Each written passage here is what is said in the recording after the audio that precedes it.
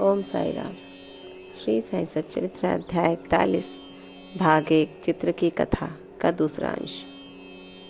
कुछ वर्ष पूर्व मुझे मोहम्मद हुसैन थारिया टोपण के संत बाबा अब्दुल रहमान का चित्र प्राप्त हुआ था, जिसे मैंने अपने साले नूर मोहम्मद पीर भाई को दे दिया, जो गत 8 वर्षों से उसकी मेज पर पड़ा हुआ था।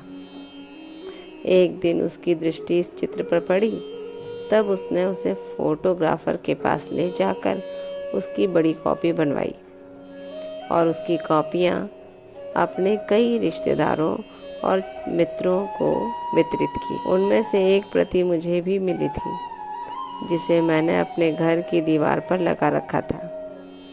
नूर मोहम्मद संत अब्दुल रहमान के शिष्य थे। जब संत अब्दुल रहमान साहब का आम दरबार लगा हुआ था, तभी नूर मोहम्मद उन्हें उनकी वो फ़ोटो भेंट करने हेतु उनके समक्ष उपस्थित हुए थे।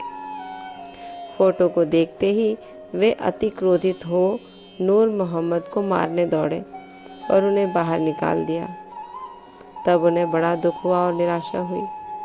फिर उन्हें विचार आया कि मैंने इतना रुपया व्यर्थ ही खर्च किया, जिसका परिणाम अपने गुरु के क्रोध और अप्रसन्नता का कारण बना।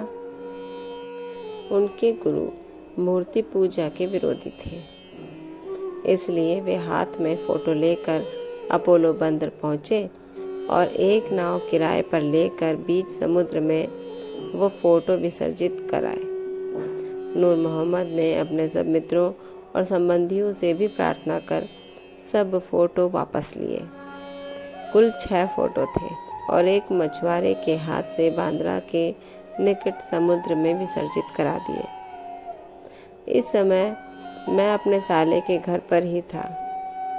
तब नूर मोहम्मद ने मुझसे कहा कि यदि तुम संतों के सब चित्रों को समुद्र में विसर्जित करा दोगे तो तुम शीघ्र स्वस्थ हो जाओगे।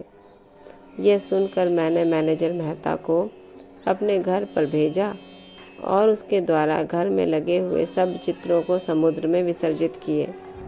2 माह पश्चात जब मैं अपने घर वापस लौटा तो बाबा का चित्र पूर्ववत लगा देखकर मुझे महान आश्चर्य हुआ।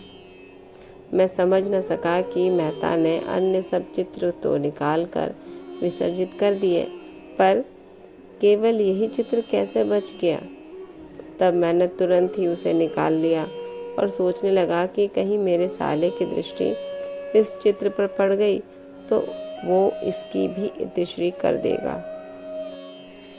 जब मैं ऐसा विचार कर ही रहा था कि इस चित्र को कौन अच्छी तरह संभाल कर रख सकेगा, तब स्वयं श्री साईं बाबा ने सुझाया कि मौलाना इज़्म मुजावर के पास जाकर उनसे परामर्श करो और उनकी इच्छा अनुसार ही कार्य करो।